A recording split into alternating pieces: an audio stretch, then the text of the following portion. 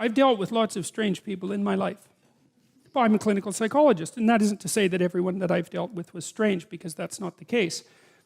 But I have encountered some very strange people, and you know, the way to deal with strange people is you never lie to a strange person. That's the thing, especially if they're paranoid. You never lie to someone who's paranoid. It will come back to bite you. And if you're in an extreme situation with someone who's very unpredictable, the only thing you have that works is the truth. That works. I'll tell you a little story. This is in my book. So I had this landlord in Montreal. He lived next door to me, and he was an ex-Hells Angels biker. He'd spent a lot of time in prison, and his wife had borderline personality disorder, and she committed suicide when I lived there. And he was a rough guy, and he was a Quebecois. He spoke Joual, which I could hardly understand. And he didn't really know what to make of me, and I didn't really know what to make of him. But we got along, you know, and I was very careful talking to him, as you might imagine. But I was very, and we went over, my wife and I went over there, and we had spaghetti dinner one night, and we sort of communicated, and I bought a poster from him because he made these wooden posters that had neon on them, and that's how he made a living. He'd kind of trained himself to be a bit of an electronics guy, and so he made these things. And he was trying to quit drinking, and we talked about that. He was a lot older than me. He was like 20 years older than me. I was about 25 at this point. And we got along pretty well. But every now and then he'd go out and drink. And he could really drink, you know, like he was one of these guys who could drink like 60 beer. And you think, well, no one can drink that much, and you're wrong. I studied alcohol for like 10 years. Some of my subjects' fathers drank 40 ounces of vodka a day and had been doing it for 20 years. So you can drink a lot, and he could drink a lot. And what would happen, he was trying to not drink, but he'd go out and go on a binge, and then he'd be gone for like 3 days. And he'd drink up all his money, and then we'd hear him out in the backyard howling at the moon with this little ugly dog he had, you know. And he'd howl, and the dog would howl, and he'd howl, and the dog would howl. And it was rather unsettling and made my wife nervous. But worse, you know, now and then he'd come to the door at like 3 in the morning, And he'd knock on the door, and he'd be standing there. And I don't know how much experience you've had with rough guys who are alcoholic and who are drunk, but they can be upright and unconscious at the same time. And so that was the state that he was in, you know. He'd be just swaying.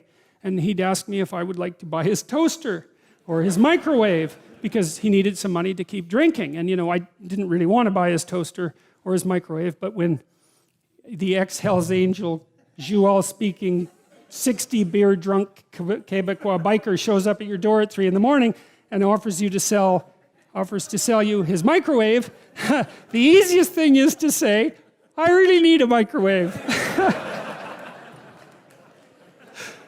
So, you know, I bought the microwave and the toaster and some other things.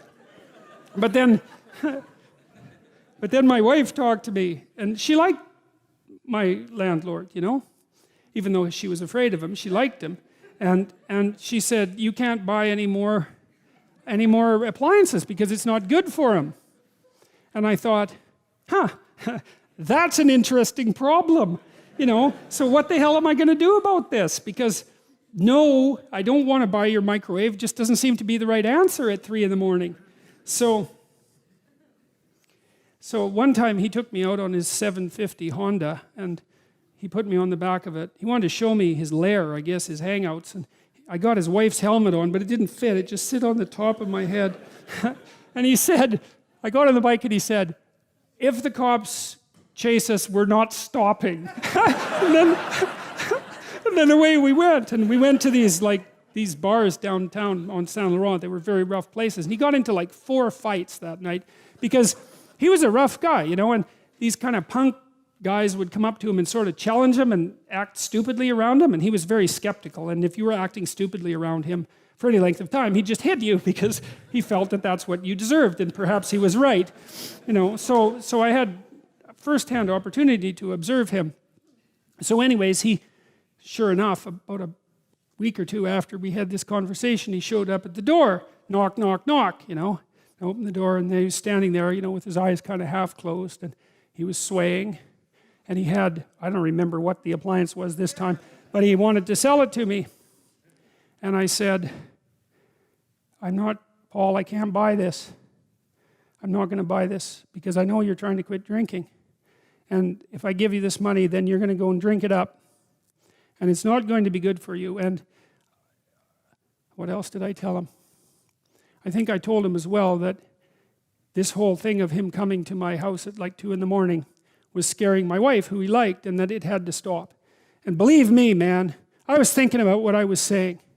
Because he was watching me like a rough guy watches you. And a rough guy watches you like this. He thinks, if you say one thing that indicates contempt, you're going to bloody well pay for it.